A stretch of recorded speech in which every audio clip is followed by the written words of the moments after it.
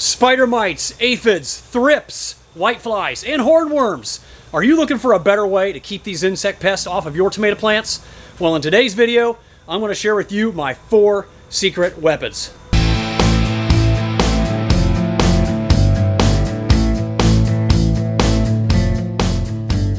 Welcome back to Wishwell Farms. I'm Jason, thanks for joining me. So in our greenhouses here in Ohio, there are 5 main insect pests that we have to deal with that get inside our greenhouses and wreak havoc on our tomato plants. And many of these insect pests are going to be the same ones that you may have to deal with in your gardens on your tomato plants throughout the summer months. So in this video today, I want to show you the 4 main products that we use to control these insect pests, how I mix them, and how I deliver them to the plants. So hopefully at the end of the video, you'll have a better understanding on how to control these same pests on your tomato plants and your gardens this summer and have a successful growing season. All right, first item up, conserve. And conserve has an active ingredient called spinosad, and it is just a fermentation of natural occurring organisms. This is a great product for controlling thrips, and thrips is the main insect pest we have to deal with in our greenhouses. I have a leaf sample here with thrip damage on it. I don't know how well it's going to show up. I'll try to get it close to the lens here. But you can see how there's bleached out areas on this leaf. It looks like white bleached out areas, and if you look really closely, there's even little black dots within those bleached out areas. That is a surefire sign of thrip damage. You'll see the adults usually on the top of the plant leaf, and on the underside, if they've been able to run rampant long enough, see if I can zoom it, focus back in here. There on the underside of the leaf is where you'll see the little larvas and pupa stage of thrips come out onto the leaves. And you know, within 30 days, they're adults. So that's why it's necessary to spray this product every 7 to 14 days to break up that life cycle of the thrip. So Conserve does a great job of controlling thrips in our greenhouses, and we mix 1 teaspoon per gallon of water. And the way that it works is the thrips will ingest it and results in paralysis and death. But it can also work by just contact exposure as well. Next up we have Azagard with an active ingredient called Directon, and it's extracted from the neem tree. So many of you have probably heard of neem oil, but this is an insect growth regulator, and they are repelled by the taste and the smell, but it also has a growth and molting regulator is the way it works on the bugs. But you can see here, if you look up close, list all the labels are going to list which insects are controlled. So this is a great natural organic product. I guess it's called a biological insecticide to use on your tomatoes. Next up in my arsenal is Evergreen, one of my favorites because it is so widely adaptable to so many different insect pests. The active ingredient in here is pyrethrins, and pyrethrins are derived from the chrysanthemum flower, which are also known as mums. This one also works really good on thrips for us, and I will also use it if we have aphids or spider mites. And the reason I use so many different items is because you don't want to build up a resistance to any one of these on the insects you're trying to kill. So let's just say I use this one every time I sprayed. It's possible that the insects could build up a resistance to it and it would become ineffective. So that's why I rotate around to these different products to control the thrips and aphids in our greenhouses. And the one we haven't talked about yet is hornworms. That's probably the one most of you are familiar with. It's the great big green caterpillars that you'll find on the tops of your tomato plants, and they will just completely wipe out a plant almost overnight. These all do a fantastic job on killing spider mites, aphids, and thrips. But when it does come to hornworms, there is one other item that I like to use that I think works better than all these for hornworms and other caterpillars, and it's Dipel DF, which is just a BT, when BT stands for Bacillus thuringiensis, and it's just a soil-dwelling bacteria that produces a toxin to certain insects. And one of those insects that it does a really good job of toxifying is hornworms. They will basically be dead the next day. This stuff is great. It's the dry flowable. It's in powder form. That's what the DF stands for, dry flowable. And it doesn't take very much. not even a teaspoon per gallon. Like a quarter teaspoon per gallon of water is all it takes. So it's very toxic to hornworms. Now, thrips are something we have to deal with in our greenhouses the entire growing season. Not so much spider mites and aphids. They tend to come later on in the growing season for us, which is July, and they like dry conditions. So when the dry summer months of July kind of kick in, that's when we start seeing possible hot spots in the greenhouses of aphids and the two-spotted spider mite. Those can definitely spread like wildfire and devastate a crop very quickly. Whiteflies are something we don't really have to deal with in our greenhouse. I think I've had them once or twice over the last 20 years, so not too much of a big deal for us, but I know in certain areas of the country they can really take over a greenhouse pretty quick.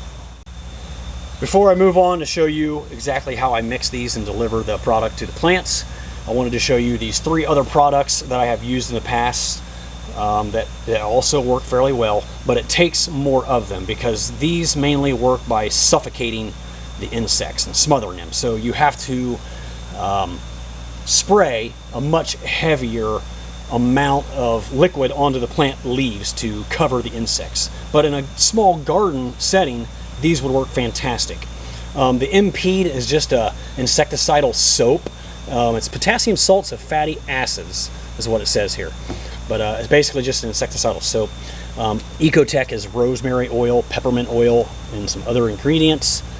And the Tritech is just a mineral oil. So all 3 of these items are labeled for organic use, are pesticide free, and all work fairly well. All right, I have 2 different methods of spraying my plants, and when my plants are small, like new planting, and I just need to spot spray some small areas, I'll just use this little 2-gallon hand sprayer.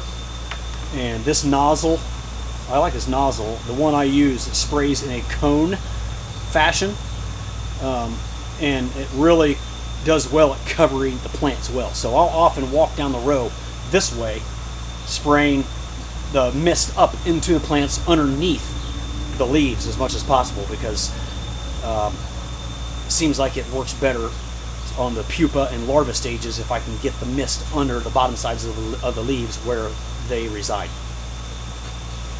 And it doesn't take much effort at all to get it on the top of the leaves. It's getting it underneath is the hard part. So I will fill this up with some water.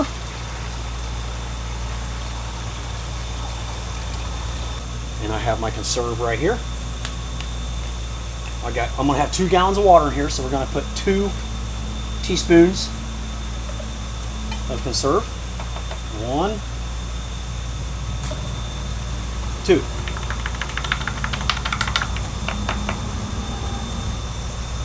I'll finish getting it filled up with water. And then we'll give her a good shake, and I'll show you what this spray pattern looks like with this little handheld sprayer. Pump up some pressure. Give it a good shake so the product is mixed well. We should be good to go. All right, you can see we have a nice fine mist. Comes out in a cone pattern. Great for getting good coverage on the bottom sides of the leaves.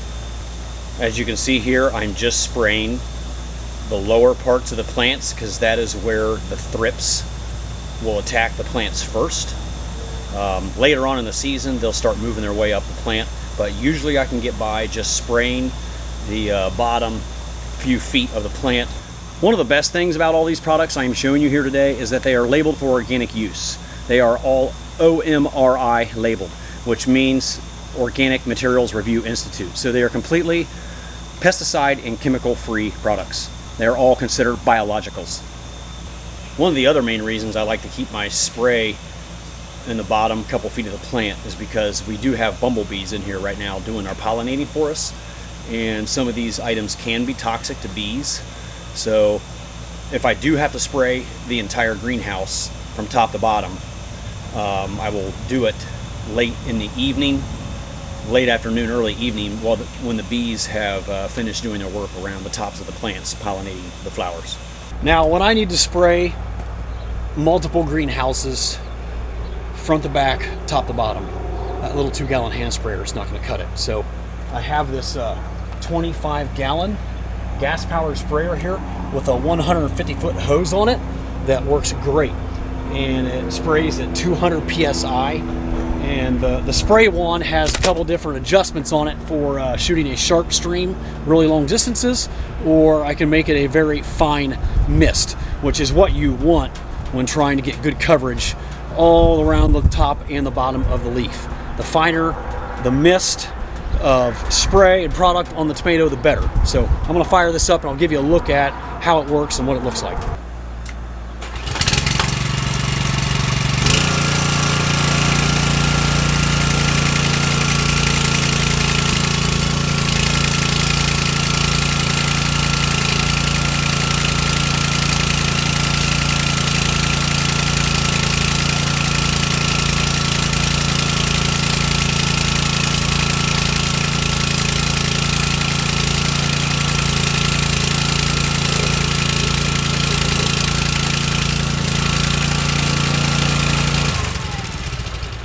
Yeah, this sprayer has been phenomenal for getting good coverage throughout our 5 greenhouses when there's an insect pest outbreak.